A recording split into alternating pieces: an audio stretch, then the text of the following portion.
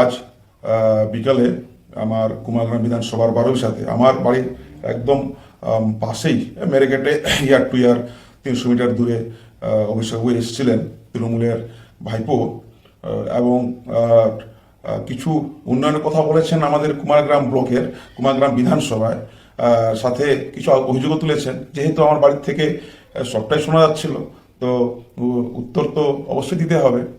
তো অন্যদিকে বিজেপির যে প্রার্থী তিনি বালি মাফিয়া চক্রকে প্রশ্রয় দিয়েছেন।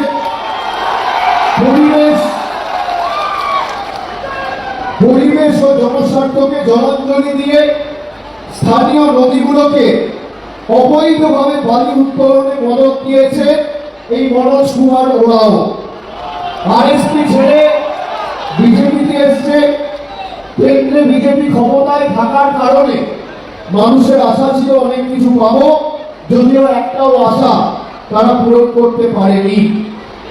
আমি আপনাদের প্রথমেই বলি যে এই কুমারগ্রামে তৃণমূল কংগ্রেস ক্ষমতায় আসার পর ব্যবসায়ীদের সুবিধার্থে ঝামুরতলা বাজার ও কুলকুলি হাটে প্রায় 4,70,00,000 টাকা খরচ করে একটা ছাউনি তৈরি করা থেকে শুরু করে আমি আস্তে আস্তে প্রকাশকে জিজ্ঞেস করছিলাম, এখানে দীর্ঘদিনের দাবি কামাখ্যাগুড়িতে রেলওয়ে ওভারব্রিজ।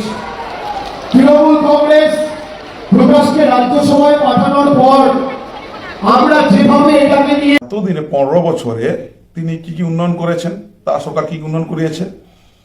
তিনি বলেছেন শামুকতলার হাট বা কুলকুলি হাট আর এদিকে আরবি, তারপরে গতানুগতিক বিভিন্ন প্রকল্প ওই কি রূপশ্রী ভাতা ইত্যাদি বলছেন। তাহলে আপনার 15 বছরে এই হাটগুলো করেছেন আর আরবি করেছেন। প্রথম বলছি, আপনি প্রথমেই বলেছেন শামুকতলার হাটটা করিয়েছেন। আমি বলছি এই আপনারা যে এই হাটটা না, এই কুমারগ্রামের বিজেপি বিধায়ক যদি প্রশ্ন না করতো তা আজ অব্দি সেটা হতো না। এখানকার উত্তরবঙ্গের উন্নয়ন দপ্তরের মন্ত্রী মাননীয় উদয়নবাবু তিনি বিধানসভায় প্রশ্নোত্তর পর্বে আমি যখন প্রশ্ন করি কি পরিস্থিতি আছে, সরাসরি নাকচ করে দেন, বলে দেন সেটা বাতিল হয়ে গেছে।